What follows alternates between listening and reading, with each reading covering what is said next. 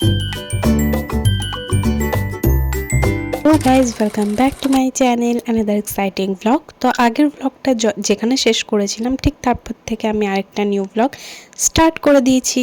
তো দেখতেই পাচ্ছ লাগেজ টাগেজ রুমে রেখে ফ্রেশ হয়ে একদম চললাম রেস্টুরেন্টের দিকে, কারণ পেটে তো কিছু খেতে হবে নাকি। তো এটাই হচ্ছে আমাদের রেস্টুরেন্ট। তো চলো দেখে নিই আজকে আমি কী নিয়েছি। এখানে ছিল কার্ড, গরম গরম চা, রাজমার একটা ইয়াম্মি তরকারি, আলুর পরাঠা এবং আচার। তো এখানে দেখতে পাচ্ছ সুন্দর একটা স্যুট পেয়ার করেছি এবং বিভৎস ঠান্ডা, সেই জন্য একটা রেড কালার সোয়েটার। তারপরে চলে এলাম জার্নি করে হর কি পৌড়ির ঘাট, কারণ আমরা এসছি হরিদ্বার। তারপরে ডিসাইড হলো যে হর কি পৌড়ির ঘাট তো ঘোরা হয়ে গেল, চললাম এখানে হরিদ্বার মার্কেট এক্সপ্লোর করতে।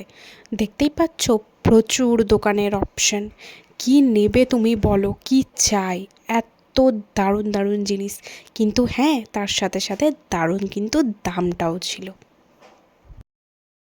ঠিক তারপরে ঢোকার সময় গেটের সামনে দেখলাম সুন্দর একটা পাতার এভাবে বাটির মতো করে এর মধ্যে কিছু ফুল এবং প্রদীপ দিয়ে, যেটা আর কি আমরা হরিদ্বার গঙ্গায় মহাদেবের নাম করে ভাসাতে পারি, সেজন্য সেটা সবার দেখে আমিও অতি অবশ্যই কিনেছিলাম।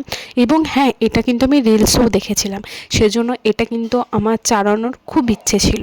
তো দেখতেই পাচ্ছ অনেক অনেক কষ্ট করে কোনো রকমে এই শীত, এত হাওয়া বইছে, এত কনকনে ঠান্ডা, তার মধ্যে কোনো রকম কষ্টে মহাদেবের নাম করে প্রদীপটা জ্বালিয়ে আমি কিন্তু ভাসিয়ে দিলাম গঙ্গাতে।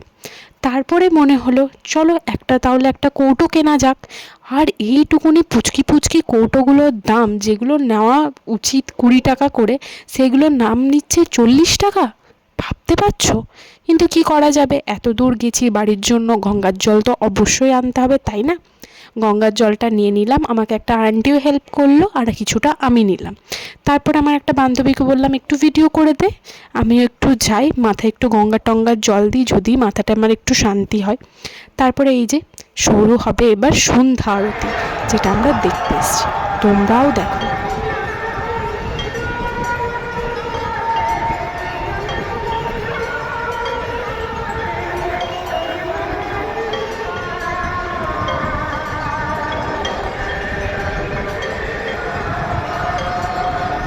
আচ্ছা, গঙ্গা আরতিটা কেমন লাগলো আমাকে অবশ্যই কমেন্টসে জানিও।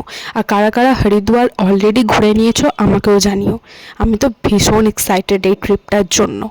তারপরে হোটেলে ফিরে এখানে একটা গেমস খেলা হলো, তারপরে বোনফায়ার অ্যান্ড ভেজ পকোড়া, গরম গরম কফি খেয়ে আমরা সুন্দর একটা ফ্রেশ মুড নিয়ে আমরা সবাই মিলে খুব খুব এনজয় করেছি। দেখতে পাচ্ছ এতজন মিলে আমরা ট্রিপে গেছি, তো এখানে সবাই আমরা তারপরে রাউন্ড হয়ে এভাবে নাচানাচি করছি। আই হোপ তোমাদের এই ব্লগটা ভালো লেগেছে। যদি ভালো লাগে অবশ্যই লাইক শেয়ার সাবস্ক্রাইব করো। দেখা হচ্ছে নেক্সট পার্টে।